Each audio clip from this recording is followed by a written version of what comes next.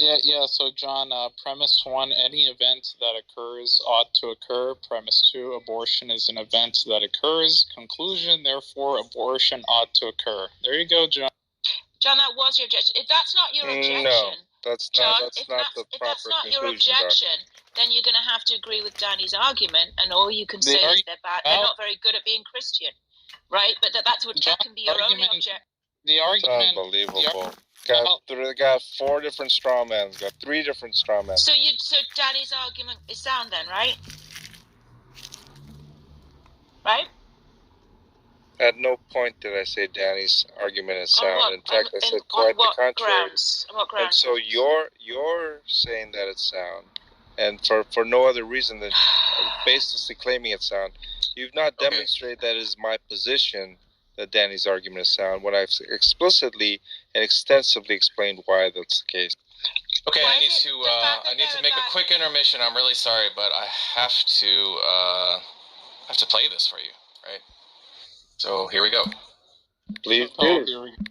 That goal, negating the will of God and his rightful place, negating the will. To accomplish that goal is negating the will of God. Accomplish that goal is negating the will of God. Not very Accomplish that goal is negating the will of God.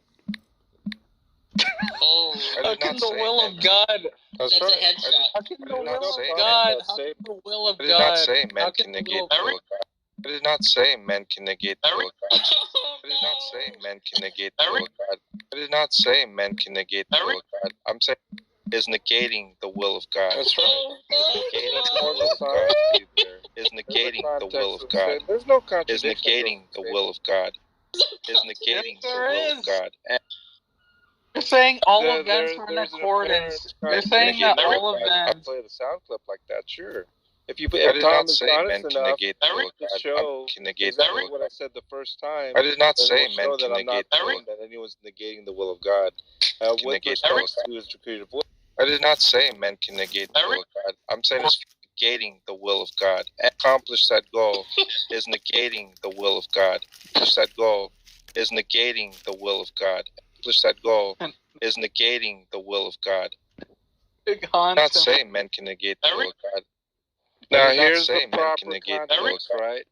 I did not say men can negate the will of God. Right. I did not say men can negating the will of God. Negating the will of God. One must understand the will of God is negating the will of God. Is negating the will of God. Is negating the will of God. Is negating the will of God. Is negating the will of God. Is negating the will of God. Is negating the will of God and his. So what I'm saying is accomplishing the goal. I did not say men can negate the will of God. I did not say men can negate the will of God. I did not say men can negate the will of God. Negating the will of God. Negating the will of God. That goal is negating the will of God. Is negating the will of God. Right. The attempt to send someone to heaven. That's what I'm talking about. Not to kill, but to attempt to send someone to heaven, the baby in particular, is attempting to negate the will of God. That's what I'm talking about, right? One cannot send somebody to hell thwarting the will of God. That is not possible. Negating the will of God. And that's what I'm talking about. So that just makes them. So I'm not talking about killing the baby. So they're still Christians, right? They still believe in God. That's a whole different other topic, Katie. What do you mean? I literally steel-manned you and said that was your objection. No, actually. Remember just 5 minutes ago? Steel-man me, by the way. Yeah, okay, so let's be clear then. What's your objection? And then your other why are you talking to me? And then your other false statement is such that I'm somehow is negating the will that Danny's argument is sound. Right. That is another straw man. In virtue of what is it not sound? In virtue of your lies. Adam. Negating. It could only be sound if the premises weren't true, right? I mean, it could only be not sound if the premises weren't true. You already said it was valid, right? I already objected to some premises. Danny Which asked, one did you we're object waiting to? The will of God. And negating the will of God. You might want to negating the will of God. Exactly what I was objecting to with regard to the premises. And you're sitting there listening to my objections to the premises and pretending I'm claiming his argument is sound. That's ridiculous. I never. You said it wasn't sound. That's ridiculous. What are you talking about? You said it was valid but not sound, remember? So I said, how is it not sound? You have to object to the premises. And which premise did you object to? Because all you said was Christians don't he's think mad like now. that. You said that if you're a Christian, you don't believe in negating the will of God, right? You wouldn't do that. That's what you said. Was there another objection I missed? I gave about 3. The point was, even if I just gave 1, that's an objection. I gave 3. However, my point is, seconds after I finished my objection, you misrepresented me by saying that I'm claiming that Danny's argument is sound. That's laughable. I never said you said it was sound. I never said that. I said, if you don't think it's sound, is that because, as you said previously, they weren't actually Christian? Unbelievable. You want to backtrack the recording there, Tom, on Haiti? Of course you'll never do that.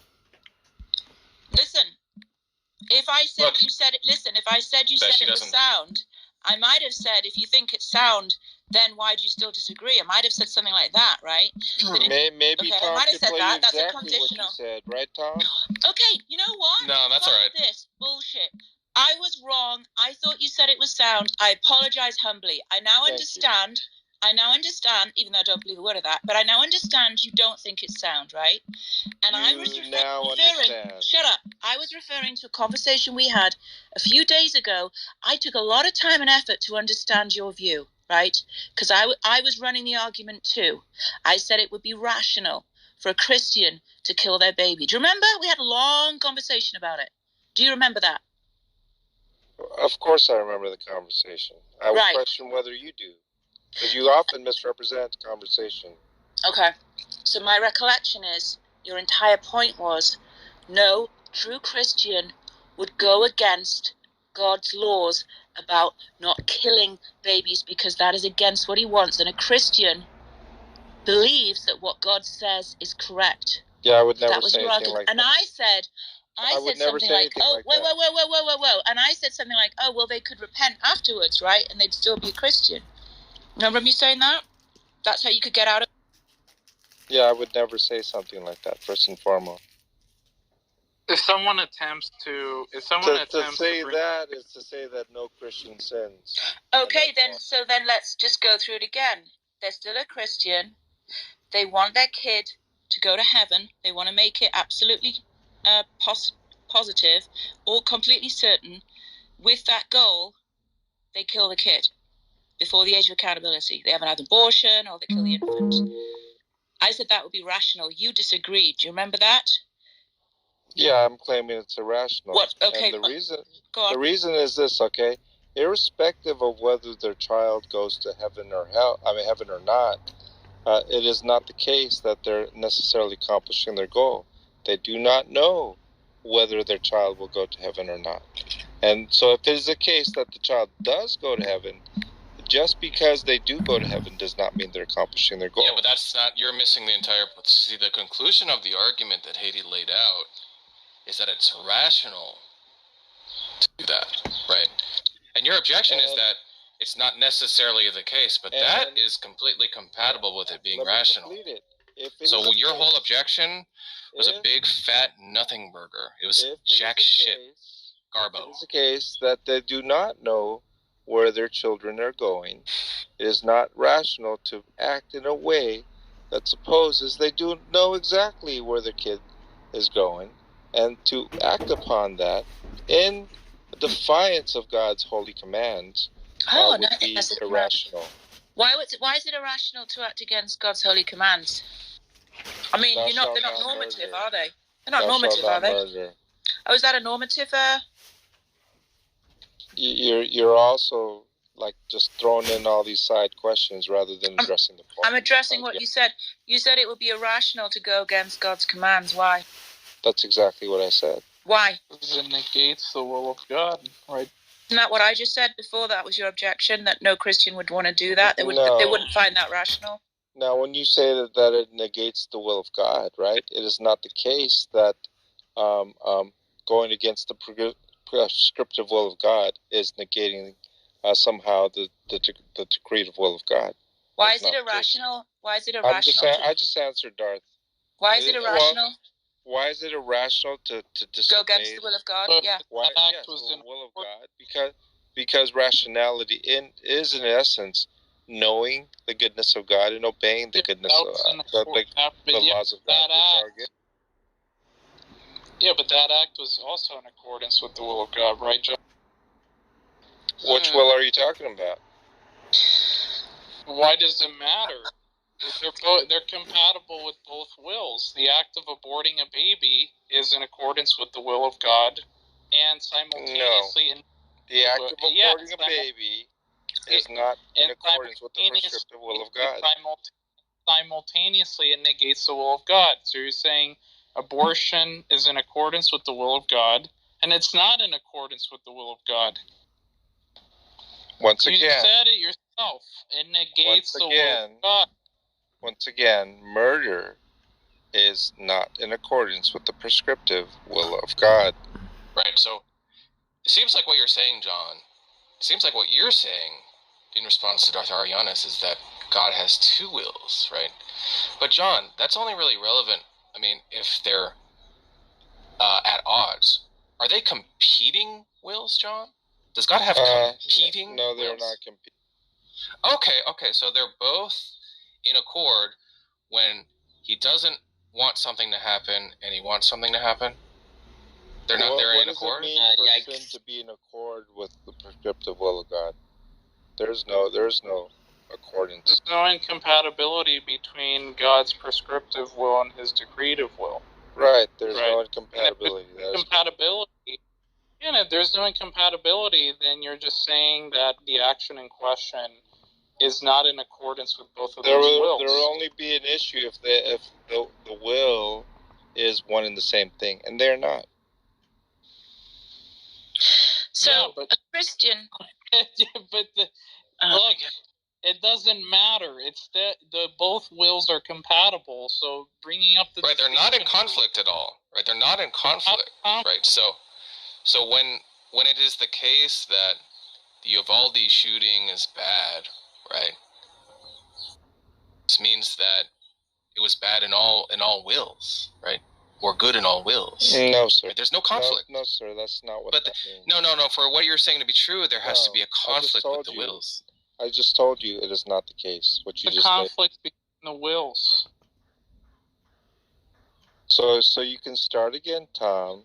Now that you've been corrected with your assumptions that were false, that's why you came up with the contradiction, because of your false assumption. If there's a relevant distinction between the wills, you should be able to provide it. So how are they in conflict with one another? They're not in conflict with one another. Okay, so great. So what then you bringing up that there's a distinction is like irrelevant. The action in question is still violating both of those wills, and there's no incompatibility between those wills. You just agreed to that. Yeah, there's no incompatibility. If it's violating so then the action in question is violating both of his wills, dumbass. No, the action with regard to the prescriptive will of God is a violation of that prescriptive will. However, with regard to the decretive will, it is within God's purview to permit the violation of his prescriptive will, thus being in accordance with the decretive will of God. That's not in accordance. That's a conflict between wills. The purview doesn't show that there's a conflict between the wills, so how is that relevant? Is he really not getting this? Like, think about a diet, John, right? Like, if you ate the cake, well, that's out of accord with your diet will, but it's in accord with your fatty will, or your gluttony will, or whatever, right? The idea is that can only make sense if your hunger will is conflicts with your diet will. The same thing with God, right? I'll give you an example, okay? If it is the will of the government to enact laws that are against, let's say, a particular state, against murder, so that would be their prescriptive will, right? However, it would be their decree that all men are created equal, in a sense, that they have the right to, God-given right to pursue life, liberty, and the pursuit of happiness. And in the pursuit of these things, that they can be in violation of stated laws, state laws against murder. So then you'd strike down the law. So they're violating the law of the state, and yet they're not violating. So you would call the law unconstitutional. You would strike it down if it violated. I'm talking about states. Yeah, state laws can be struck down because they violate the Constitution. There's no contradiction there. Because they compete, and one wins. There's no contradiction there. Wait, no, but look, the point is that because if they strike the law down. Yeah, if something's against federal law but in accord with state law, that means that the federal... He's appealing to ignorance there. Whenever he says there's no contradiction there, that's an appeal to ignorance. Yeah, see, I stepped away. Did John figure out how... This is a whole different subject. You raised it, yet you brought it up. You guys have like 4 different things to... I mean, the original conversation was really about like Danny's abortion thing, and then you guys are just going off all sorts. This is John attempting to just find the path of least resistance.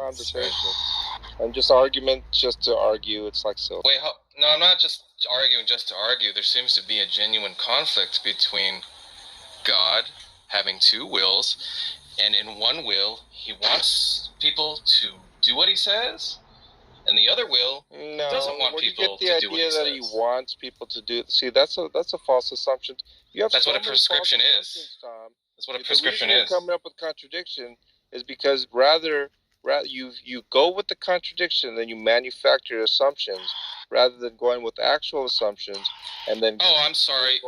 I was under the impression that you were calling it his prescriptive will. Were you not?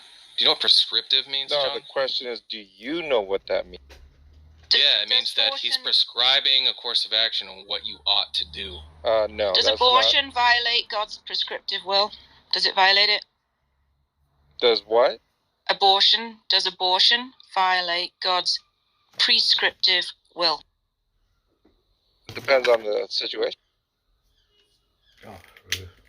Does anything violate God's prescriptive will? Any act at all?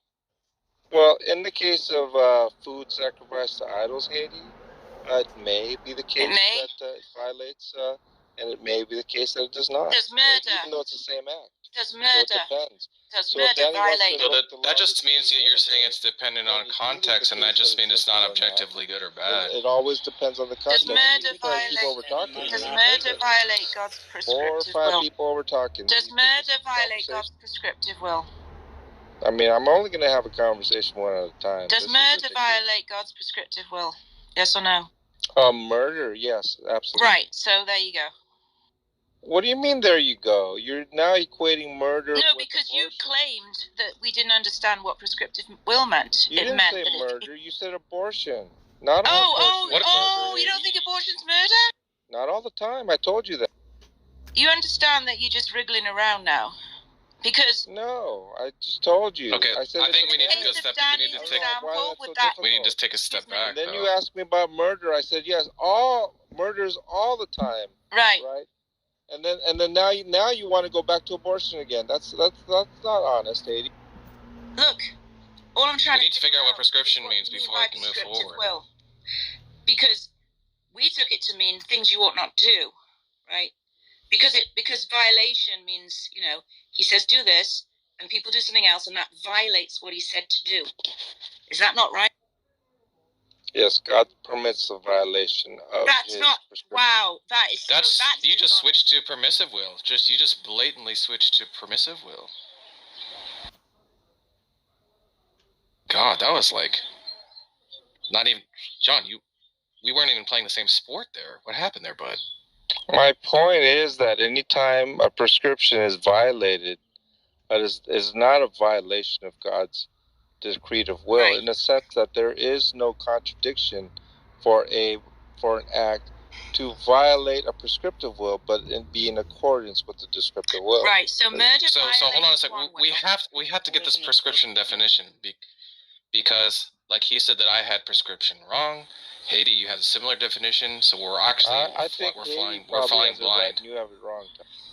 Okay, so what is a prescription from God? What is the definition of that?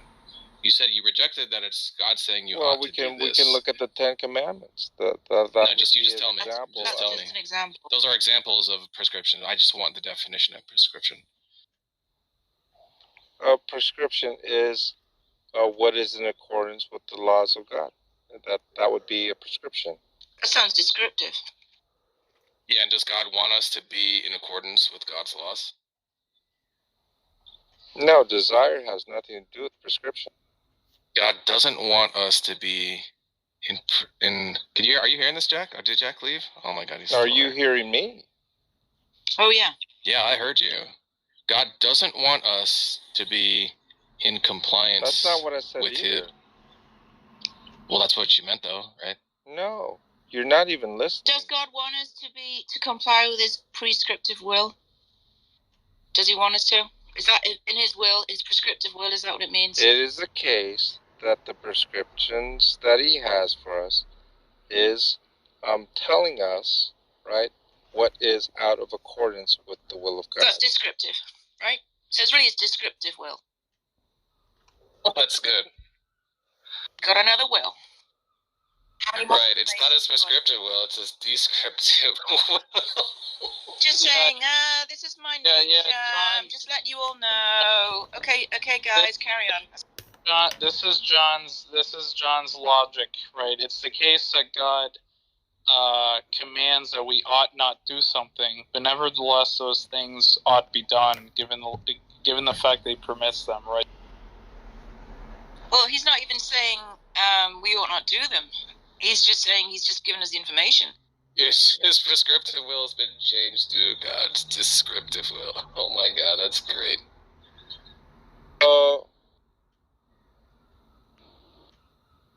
John, you're a pro-total. So, with regard to, let's say Oxford, it basically says an instruction written, right, as for medical treatment, of course. And then the second definition is a recommendation that is authoritatively put forward. So it would be what? A suggestion? Right. Right? To suggest.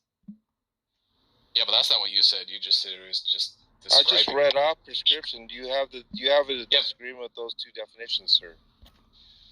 Yeah, I have a couple objections. You talking about making a medical prescription? You think that's remotely in the same context? I gave the second definition, Haiti, but the first one is applicable. An authoritative suggestion. Okay. So it's just a suggestion, right? It's just earlier you said that when we were talking about prescriptions, instead of giving a definition, you wanted to point to the Ten Commandments, right? But under your view, I guess the Ten Commandments are just 10 suggestions. Is that correct? Now, there is one that pertains to law. It says, the establishment of a claim founded upon the basis of a long or infinite period of uninterrupted use or of long-standing custom, right? And so, I mean, there are these various definitions, and I don't see any normativity in any of them. Can you violate a suggestion? Yeah. Is that possible? So, do you have a problem with any of those definitions I read, Tom? Yes, because, look, you were pointing to... You were pointing... I'm going to try to go with what you're saying, because you wanted to give examples of prescriptions, and you pointed to the 10 Commandments, the 10 Commandments, and you're saying that these commandments are prescriptions, right? And you also think that prescriptions are suggestions. So would it be fair? No, wait. I said it. Would it be fair to say that you think that the 10 Commandments are also the 10? Do you think that the 10 Commandments are the 10 suggestions? Listen, you're not even letting me correct. You said something, and I didn't say that. You won't even let me correct you.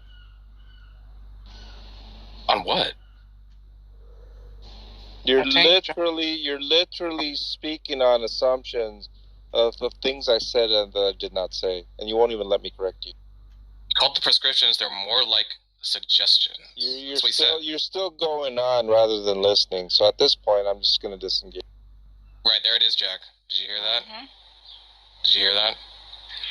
I mean, you literally interrupted me how many times? Yeah. That's when he's losing. He likes to boast about how he never leaves. he's the last man standing. Yeah. And then when he starts to lose, no, it's not a matter of losing. I actually disengaged with Danny too in the other room, but then Danny, because both Danny and Darth were interrupting, and then when it came to his willingness to continue the discussion, Darth didn't interrupt, and I continued with Danny, half an hour at least?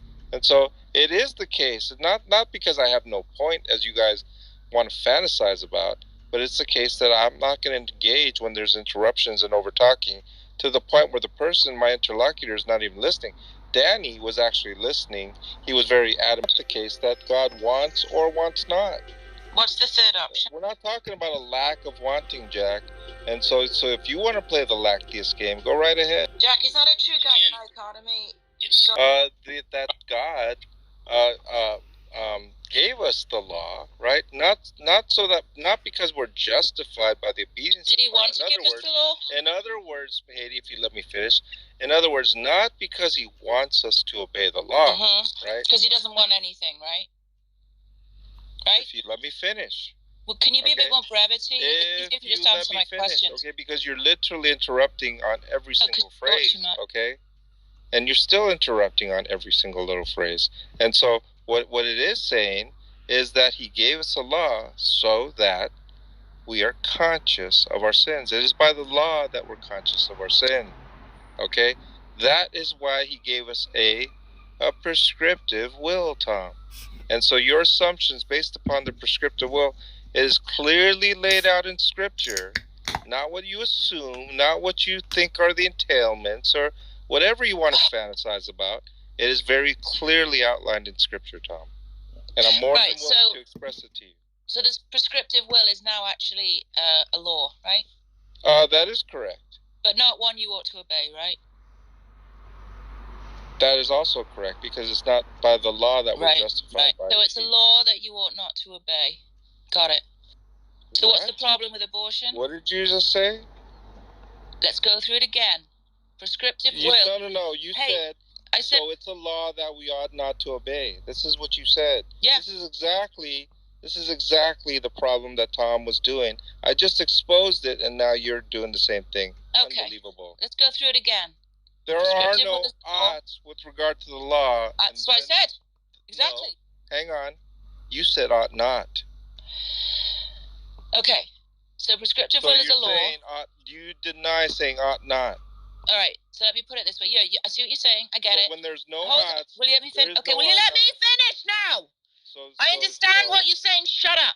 What I should have said was no. I said, yeah, you're right. I misspoke. Okay, you don't need to go on anymore because I got it. Okay, what I should have said was, it's a law that you neither ought to obey nor ought not obey. Thank you. It's just completely neutral. Statement. Great. So he made a law that it's just basically what? Information, right? That's it. Correct. You either not. You shouldn't obey it. You shouldn't disobey it. It's just neutral. It's just there. So it's information. Let's go back to the 10 Commandments. They're just information, right? Yes, information. Right, okay. So why should you not abort your baby? Now you're a Christian. If you're a Christian. Again, a loaded question of whether there's some normative value to the question that you're proposing. Well, it sounds like if all God's doing is giving you information, there's no oughts involved, you either ought obey nor ought disobey, then how can you say... The proper question is, are there any oughts to aborting the baby? That would be the proper question, of which I would say no, and then you could proceed from there. I'm sorry, there are no oughts regarding aborting babies? Right, and then you could proceed from that. Perhaps. Right, so why is it wrong when a Christian, according to you, it's irrational, right? Maybe not wrong, maybe that's the wrong word, although you do think irrational means immoral, right? You've already said that, but forget that. Yes, it is my position that what is immoral, they are being irrational. That is also my position here. Right, so let's go back to Danny's example. You want the baby to go to heaven. As far as you believe this is the only way. if you kill them, right? There is no ought or ought not when it comes to obeying God's law. That's just information out there, right? So what's the problem with doing it if you have the goal of wanting your baby to go to heaven? Because irrespective of the law that you're thinking about, what I'm saying is that more information, God is sovereign, right? God is the law maker. He is the judge, right? And so it is the case that the agent, all of us, right, do not know whether babies are going to heaven or not. And so if it is a case that they're acting upon belief or what seems to them without knowledge, they are taking a sort of a chance in a sense that they may be sending their baby to hell. They don't know that. Right. So they're acting in a way that is uncertain with the belief that they are acting in accordance with and understanding that this baby will go to heaven. But not only so, they are acting in judgment. In other words, they are saying that by me killing this baby not may go to heaven, but will go to heaven, right?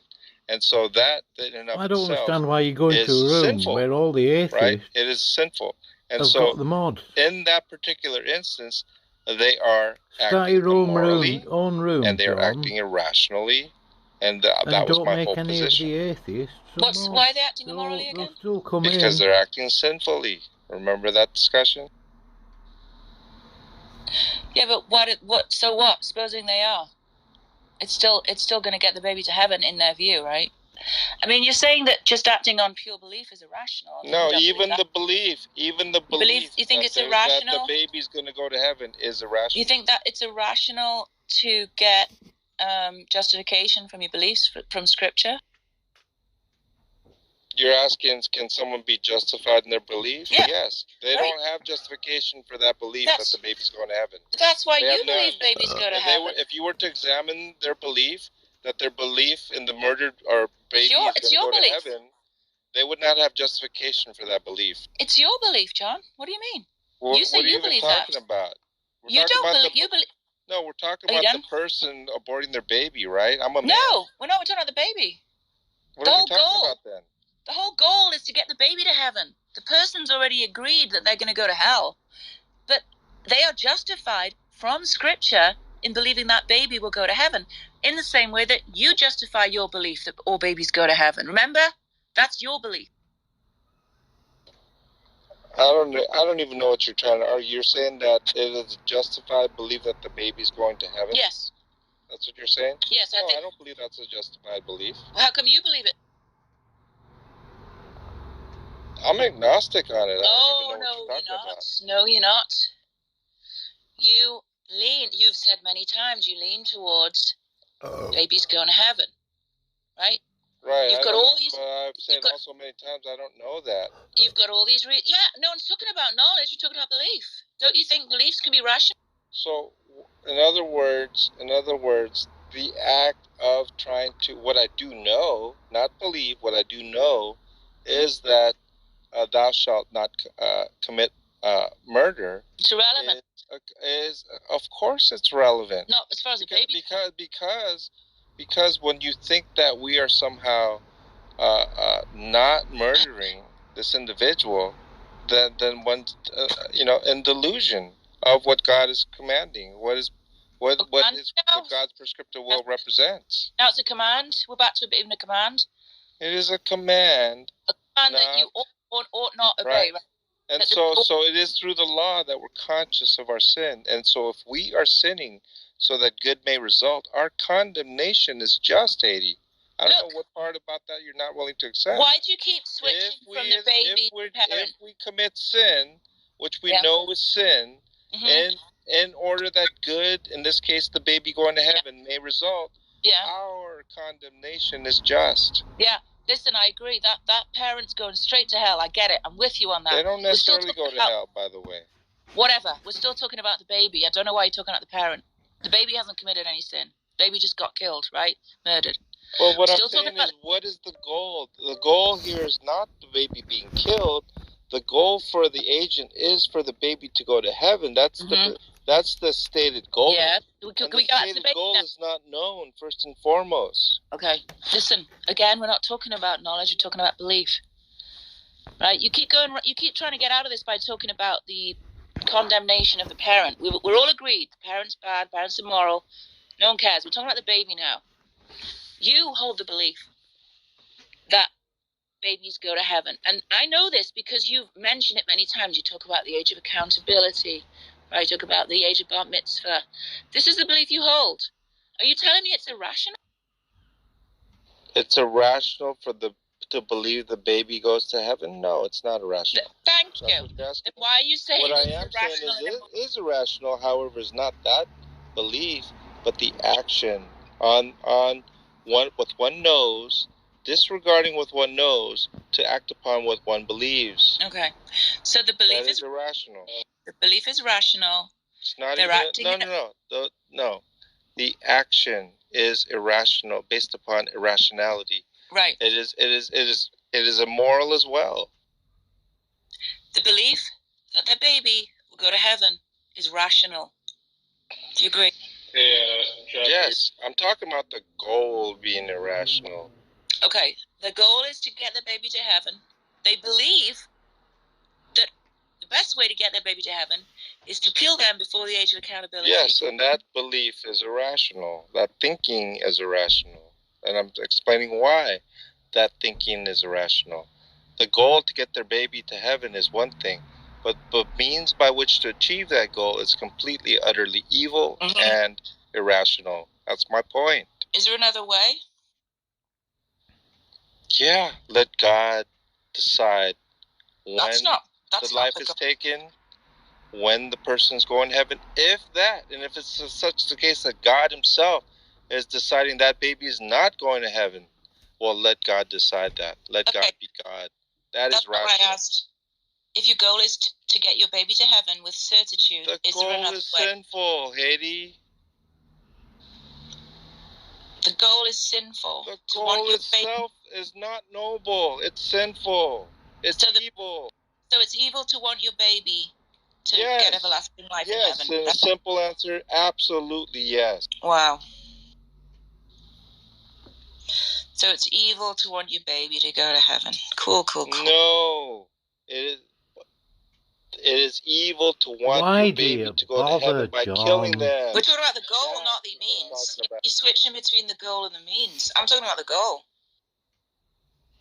Even the goal to get your baby to heaven means that you are in control. Your actions affect a result, right? That particular aim, that particular desire, all of these things. I'm not talking about the means. I'm talking about the goal itself.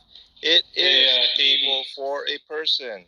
Yeah, okay. Katie, can you let Shauna? Yeah.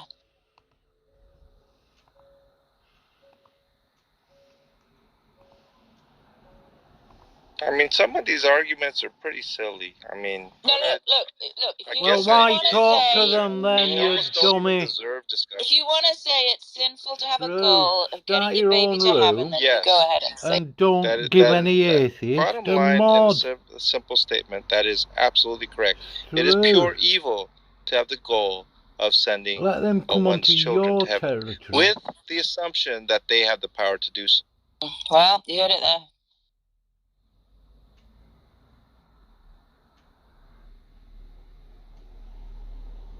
Yeah, I don't know what all that's about. But John, so you think the 10 Commandments are just like descriptive, like they're not prescriptive? Yes, I have discussed this already. Romans 3:20. I don't know how many times I have to read. Okay, so you believe that God has a prescriptive will? Yes, I do believe that God has a prescriptive will. Okay, what is it? Actually, first, can you tell me what a prescription is? I already read prescription. Let me read it again. You can reject it, like Tom can, about it coming from the dictionary. It says a recommendation that is authoritatively put forward.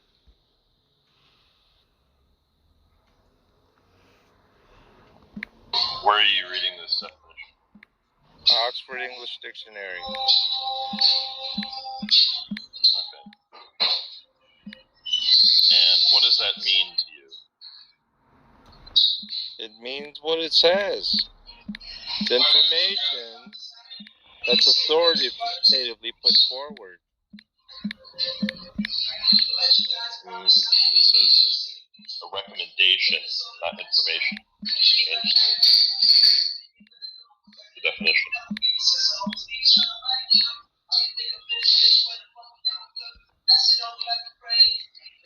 What's the difference between a recommendation and some information? Well, a recommendation, what is different from it, like information would be data. A recommendation would be like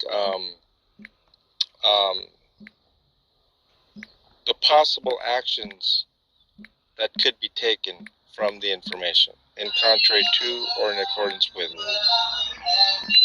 In contrary to or accordance with what? The information. An action that can be taken in contrary to or in accordance with the information, such as thou shalt not kill. Sean, if that's in your house, do you mind to, or is it, are you outside? It's in the coffee shop. Oh, okay.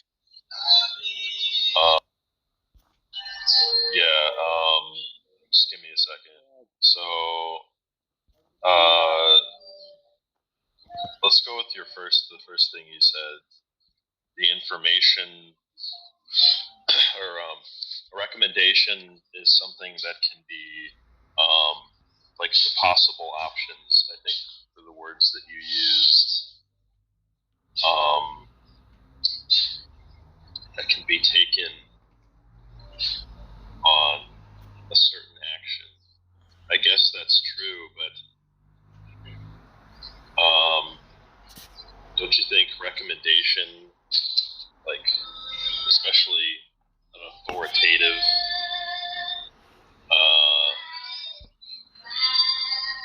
recommendation carries like the weight of motivation to a particular action over another? Yeah, and I would say no, not necessarily. And I'll tell you why. It is because the obedience of the law does not have benefit. What benefit is there in obedience to the law? None. Zero. There might be some mundane benefits in a life where one has a little bit of a better,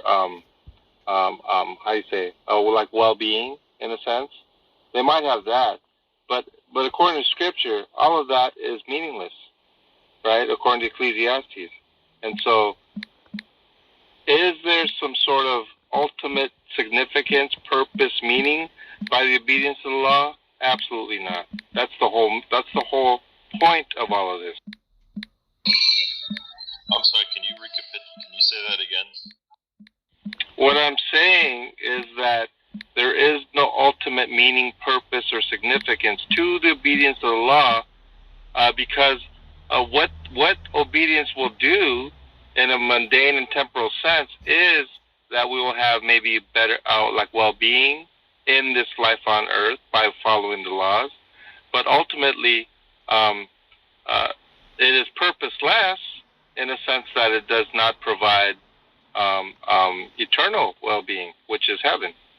And so, in that case, it is meaningless to obey the law. But by the law, so is it ultimately meaningless?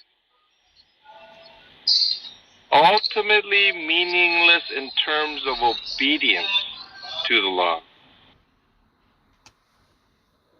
But I'm not asking you about it. When I say ultimately, I mean ultimately. I don't mean in terms of other things. I mean what a thing ultimately is. Yes. That's what I just said.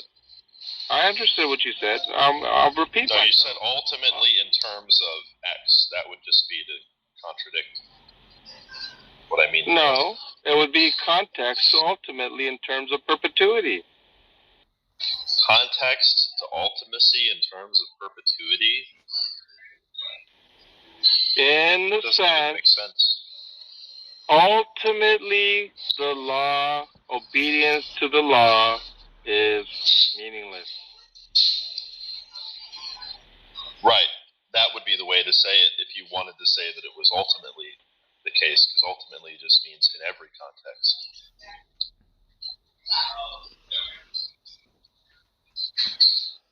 And that's what I was asking, because I wanted to understand if it was ultimately. No, I'm not saying in every context. That's what you're trying to say. I'm not saying in every context. In the context of our mundane existence here on Earth, well, then that would not represent ultimately, would it? Now. I agree on your worldview, it would not. So that's why it would be ultimately meaningless. And that's what I said. I even brought up Ecclesiastes to represent the meaninglessness. Well, you want to seem to think that you can qualify something by saying it's meaningful in this context, but ultimately meaningless. The context that I brought up is not the law in and of itself, okay? The context that I'm bringing up is the adherence to, the obedience to. That's what I'm talking about, Sean. Yeah, you're saying not the law itself. There's two different propositions. So I'm saying not in terms of the law, but in terms of obedience in that context. That's what I was trying to tell you. It does not negate from the ultimacy of my statement. Not in terms of the law, but in terms of obedience to the law? That's correct, sir. Well, that's just obfuscating away from the issue. I just want to know if it's meaningless to obey the law in an ultimate sense, which you seem to affirm that it was. Yes, it is meaningless. Very simply so. Right, so if something is ultimately meaningless, then it can't be meaningful, right? That is correct. In terms of obedience, once again, just to be clear. Right, so obeying the law is meaningless. Yes, obeying the law. Now, there might be a few more words inserted into there. Obedience to the law without obeying in full would probably be the better clarification. Clarification? Are you kidding? Can you say the clarification again? What's this guy saying? Obedience to the law without obeying it in full, without fail, without flaw or mistake. That would be the proper way to say that. Is meaningless.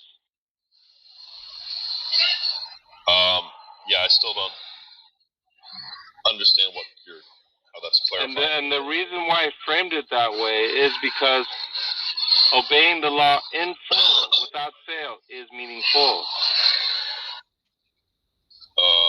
Obeying the law in full without fail is meaningful? That is correct. And that's what I didn't want. A few moments ago, you said obeying the law was ultimately meaningless.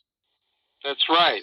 With the assumption that one has violated the law in some form or fashion, and all have violated the law and fall short of the glory of God. So in that contextual understanding, what's the point of that qualification? The point? Why is it important to obey the law in full without fail? Is that what you're asking?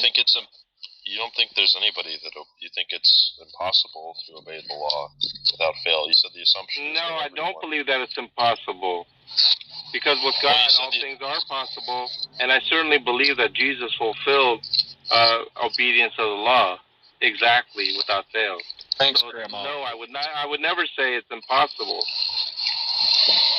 I thought you just said the assumption is that no one has obeyed the law in full. Yes, no one meaning that all men, with the exclusion of Jesus Christ. That's what it means, implicitly understood that way. Right, so why is it meaningful to obey the law in full then? Because then you don't suffer the consequences of it, for the wages of sin is death.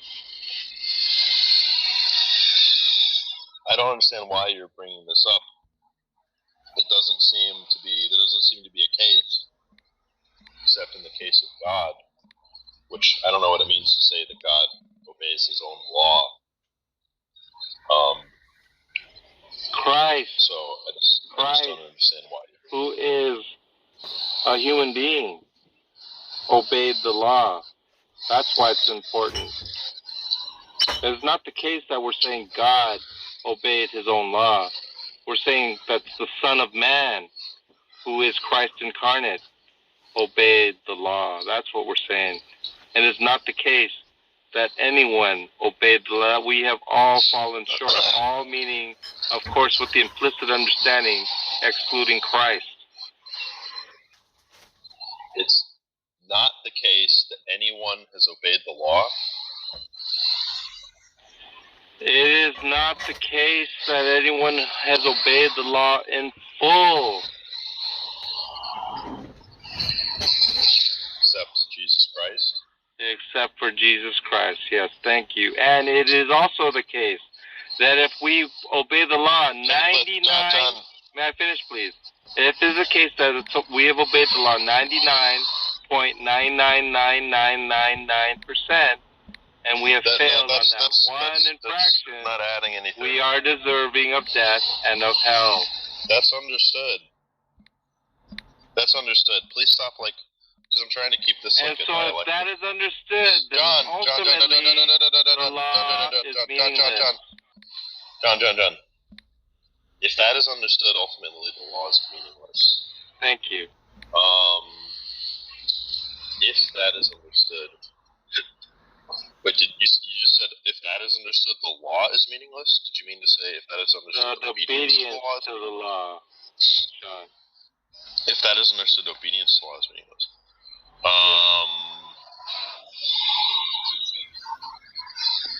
Yeah. Right, but is obedience to the law ultimately meaningless? Yes, I already told you that. And I've already broke out the parameters. You said there's a case where it's meaningful. How it pertains to us. How it pertains to Christ, who fulfills the law. Right? I already told you all of that. And so hopefully you absorb that, and you can have a meaningful question.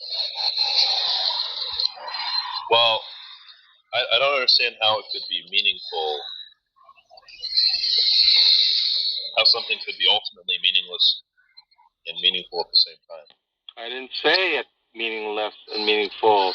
It is meaningless with the assumption that we have fallen short of full and complete obedience to the law. Therefore, any obedience is meaningless. However, it is meaningful to Christ, who has obeyed the law and is not deserving of death because he has fully obeyed the law. So in that case of Christ, it is meaningful. Full obedience is always meaningful. But to us who none of us have fully obeyed the law, it is meaningless. That's what I'm trying to say. Yeah, I just don't see the point of this qualification. What? Jesus is the Son of God, and Jesus is God. Jesus presumably. Jesus is a human being. Who is God? The way to understand, now you're going off on a tangent. The reason why it's important is that the human being, the man, Christ, obeyed the law fully. And that's why it's meaningful. That's fine. You're saying it's meaningful for Jesus Christ to obey the law. For anyone to obey the law in full. But none has, that's the point. Yeah, But none have and none will, right? None can. Are you saying that none have? Yeah. Wait, are you saying none have and none will? Don't stop doing this. I'm trying to have a dialectic with you. So, like, try to pay attention to the cues, like, when I'm asking for a response or when I'm, like, done making a point. Okay? Hello? I'm listening. Hello. Did you hear what I just said? That I'm trying to have a dialectic with you and to pay attention to the cues? I told you I was listening.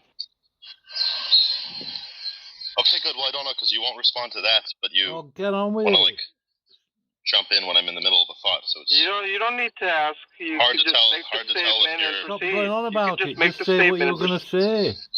You're trying to have a dialectic and allow me to proceed. And go ahead. Yeah, I'm gonna try to, but I don't know if you're like. I don't know if you're on the same. I don't know if we're on the same page or not. Yes, but we'll try to find out. Okay. So, none have obeyed the law. When you say that none have, it's meaningful for one to obey the law in the full, but none have.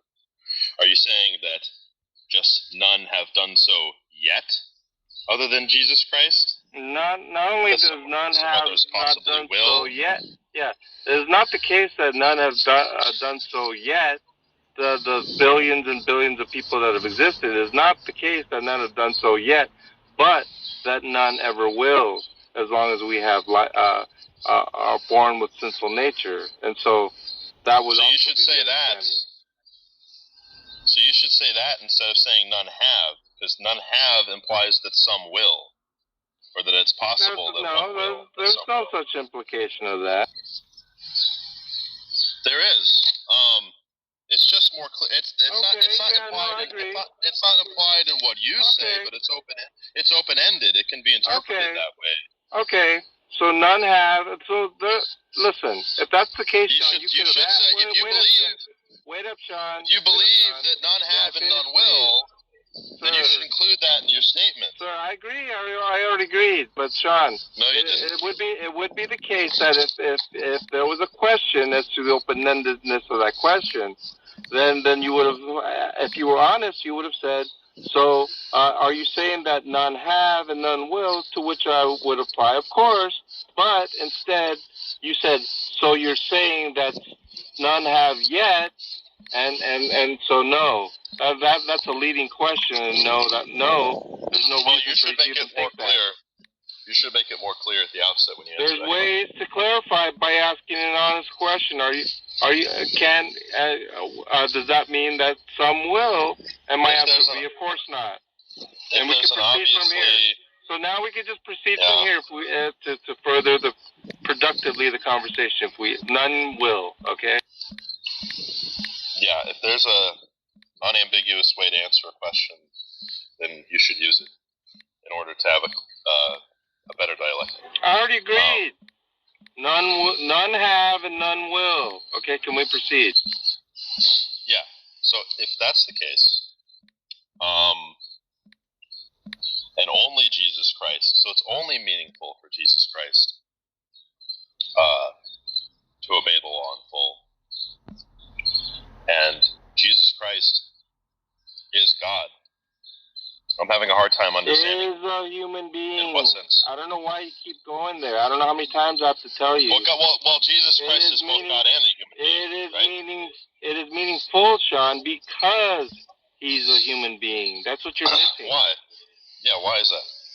Because God has come down in flesh to show man that obedience to the law without being born in sin is possible for man, and that he can be a propitiation for their sins.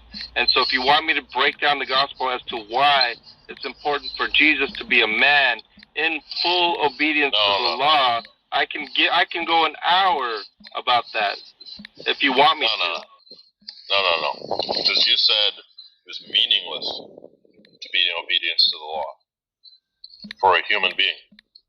For anyone who's not Jesus Christ himself, you said it was meaningless to be obedient to the law. Now you're telling me that Jesus Christ came down to show people that they can be in obedience to the law. But I'm trying to understand. No, I didn't say that they can. I did not say that they can. Oh, what did you say? I said that he can. He came down to show people that he can be in obedience to the law? Of course. As a man. I'm pretty sure you said they. Why would I say they? Why would I say they plural when I've already discussed there's only one person? It would make far more logical sense to say that Jesus came down to show people that they can be in obedience to the law. That would be false. That they could be that would be false, John. People. Or to show them none have, yeah. And none will. You don't need to Why would you say they? You know, well, presumably, like God's or Jesus' mission isn't meaningless. Like, none have, and none ever will. Why would Stop you doing say this they? thing where you like. Stop doing this thing where you like. Why would you have me say they as a better word? Stop doing this like sloganeering thing where you like. You're not answering my question. If it is the case, Sean, I'll answer your question in a second. I just want you to stop being condescending. Well, I am being condescending, yes, because I'll just agree that I am being condescending. All right, I don't know if condescension is a sin or not, but you should stop it either way. Would you like to stop being condescending? Not at the moment. Okay, that's fine. So you're just going to keep condescending me. Okay, I'll try to have a meaningful dialectic with you, even though you refuse to stop being condescending. Well, I didn't say that, by the way. Didn't say what? Never mind. Go on with your... I have a question. I was hoping you'd finish. Okay, good. Are you done? Did you remember your question? Did you remember your question? Yes, I do remember my question. Okay, what is it?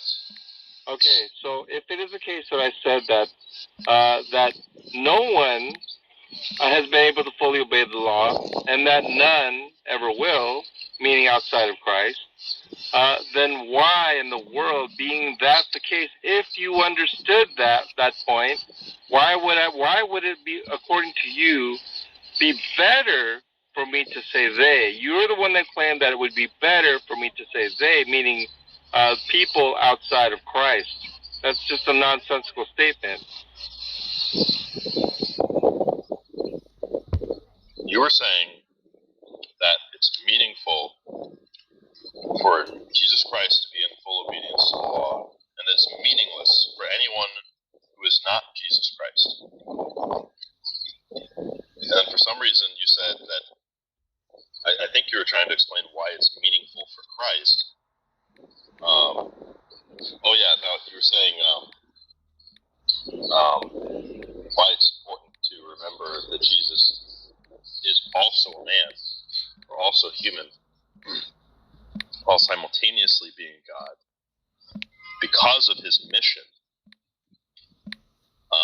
which you said was to come down and show, I thought you said that show people that they can be in obedience to the law. No. Or that they can be good, or that they have no. Some sort No, and no. So what is he showing? What is Jesus showing the people? That he can not only be in full obedience to the law as a man, but that he can serve as a propitiation, as a redeemer for those who could not. And I can be very extensive in elaborating on that. Well, I don't want you to elaborate. I want you to repeat that, because a lot of times you say things with words that don't even... I just repeated it twice, Sean. You asked me why twice. I answered twice. No, I didn't understand. I didn't ask you why. You did ask me why. I asked you... You asked me why twice. Yeah, but a lot of times you answer really fast with, like, a lot of words that I don't know what they mean. So, I can't even remember. The question was, why is it, what is Jesus coming. And that was the first time I asked you that question. So I don't know why you're saying you answered it twice. I asked what is. That's a different. You answered it in another answer, but it was in an answer to a different question. I answered it twice, Sean. Maybe you did, but it wasn't an answer. It wasn't. You asked the same question twice, also, whether you realize it or not. Right. Whether, and then maybe that's true, but either way, you can see how it would be confusing. Do you need for me to answer a third time and maybe slowly? Yeah, that would be great. Okay. But do you remember what the question was? Yes. Why would God need to show us, or why would Jesus need to show us? That was your question. No, I'm asking you what. No, it wasn't. It wasn't why. It was a why question before. Now it's a what question. And that's why I think you're getting confused, is because you're not really listening carefully to the questions that I'm asking you. You seem to have like a script that you're trying to get through. What is he showing? Why is he showing? You're saying they're different? Yeah, absolutely. I think they're different because you said that he came to show the people something, and I'm asking you what he came to show the people. That he, for the third time, could obey the law completely. I know I said that twice before. I should just actually stop there to have you absorb that. Yeah, can you say that again? For the fourth time, so that he could show that he could obey the law in its entirety. Yeah, I am having a hard time absorbing that because I just don't know. It seems. Are you saying that that's like the purpose? I think that that's Jesus' mission. That's his only that's his ultimate goal. To show people that he can be in obedience to the law. As it pertains to the discussion with regard to the law, yes. Okay, so does he have other goals as it doesn't pertain to this discussion? Are we talking about other goals? Or did he? Are we talking about other goals? I thought we're talking about obedience to the law. I'm just trying to... Yeah. I thought we're talking about that. To me, when you're asking, does he have other goals? I just think it's a distraction. I want to know what his ultimate goal is. I want to know what his ultimate mission was. That's a whole separate question with regard to the law, Sean, and the prescription of the law, the will of the law. You're going off on a tangent, and you do realize that, right? Yeah, I do. But I'm fine with that. Because you're going nowhere. I don't have a problem. You're going in circles, and that's why you're asking other questions. There's no point to you. No, it's not. Okay, so I've answered you. Stop trying to poison the well. Stop trying to poison the well. Okay, so I've answered you as to why. I repeated it 4 times, right? Yeah. Now, rather than asking, is there something else? No, you could respond to that as to this to show that he could fully obey the law. Would you like to respond to that particular comment? Maybe that's true, right? But this question is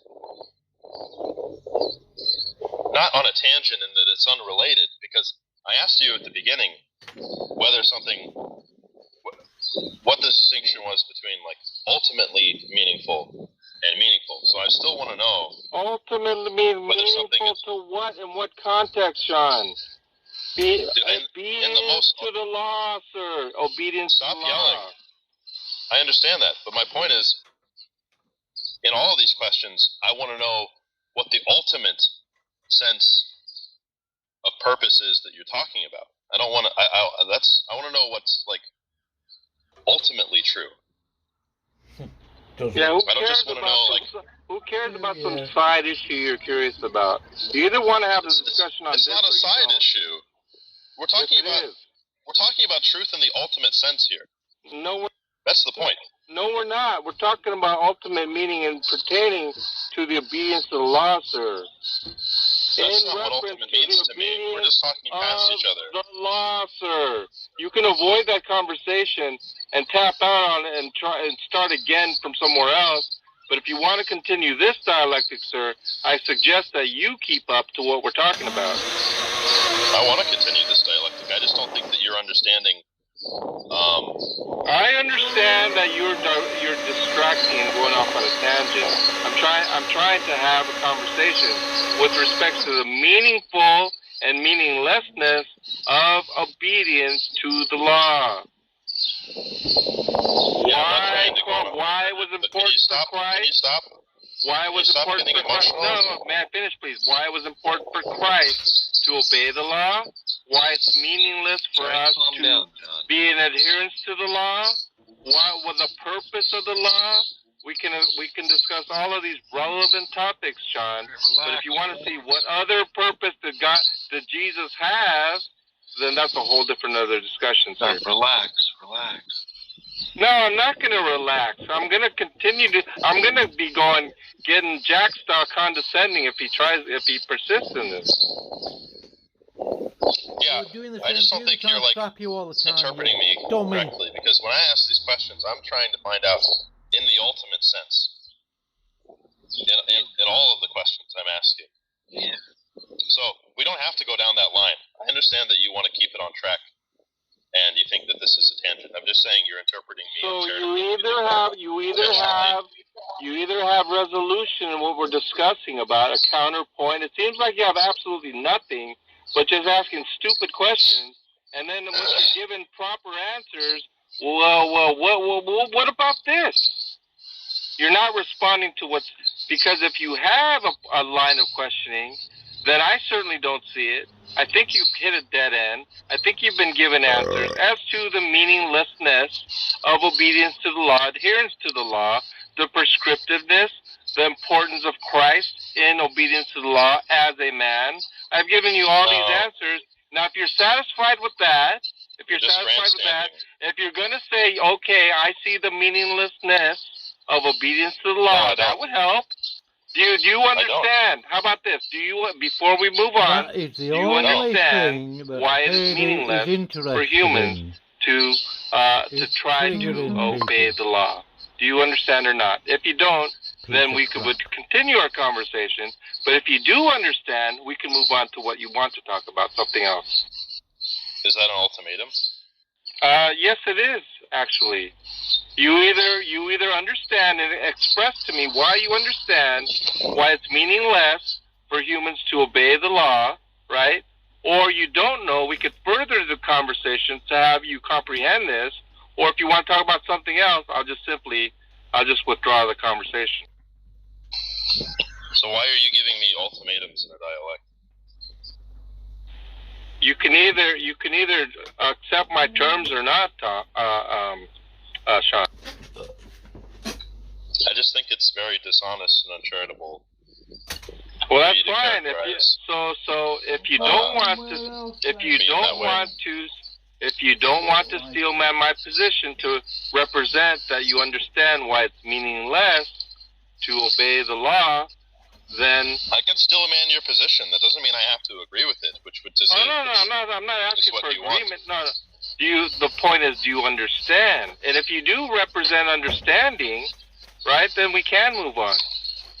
Just because I understand the words, just because I understand what you're saying, doesn't mean that I can make sense of it. Okay? Okay. So I'm going to put it this way. Why am I telling you that it's meaningless to obey the law? Because my point is that there's an inconsistency here. Could you still listen? If you're able to steel man me, we can move on. You're just railroading me at this point. I'm not asking you to accept it. I'm simply asking you if you're able to even keep track, because I don't see evidence that you are, or either. Listen, why am I saying that? I can steel man you perfectly. I can repeat your words that you said perfectly. Please. So my question is that what you want? It's a simple question. You want me to just quote you? No.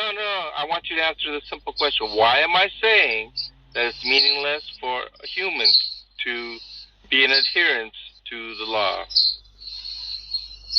You seem to be saying that it's meaningless for humans to obey the law, right? Which it seems like a really I'm asking you why.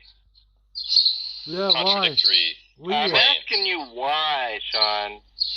I've already expressed it numerous times.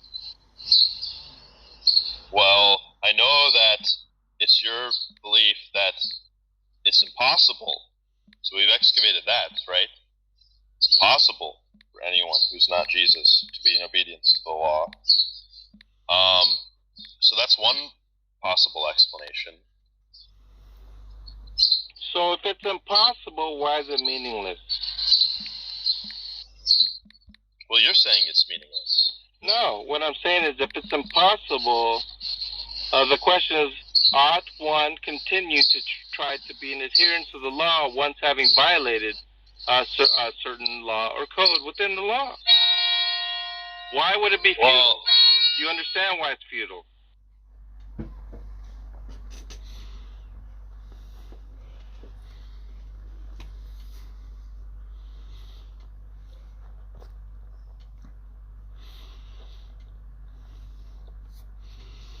Guess who kicked me out of the room?